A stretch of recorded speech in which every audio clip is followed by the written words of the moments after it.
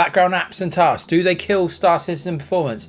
We'll see. Let's get into it. As always, I've done this in Lawville, 20 runs of each with all the background things open and then with all of them closed. And then also, just to make you aware, this is done on the minimum spec system. So I figured doing this sort of test, probably we're trying to push the CPU a bit, see what happens to the CPU when these things are open. So we'll do this on a low-end CPU. So it's an i5-8400 6-core CPU, but with a 1060 6GB as the GPU. Done at 1080p again to just make sure we're pushing the CPU mostly. And here are some of the apps that I've been using in the background.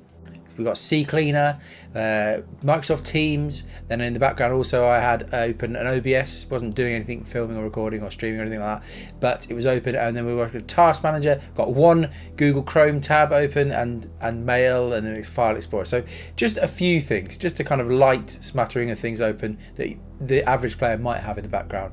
Obviously, some people will have 100 Chrome tabs full of all things happening. I wouldn't recommend doing that, but this was just a test to see, does having a few apps in the background or a few tasks running in the background do much to performance? So here is the baseline. This is with them all off, so all of those things off, and this is just the runs here. So we get a nice average 28 FPS here in Lawville. Very fine. So place your bets. How much do you think turning on all those other things or having all those other things running in the background, how much do you think that will affect performance? Are we talking 1 FPS, 5 FPS? Well, here are the results, and it's not actually that much. Even on this low-end CPU that really is being pushed really hard by these runs, there's not much performance loss. You do lose some, obviously, some 1% lows as well there. So I think the summary here is that you do want to not have loads of things running in the background, but the performance loss isn't actually that much. And interestingly, I think if you run this sort of test on a high-end system with loads of spare cores, so at the moment Star Citizen doesn't really use much more than 6 cores, 12,000, and it doesn't really fully utilize those anyway.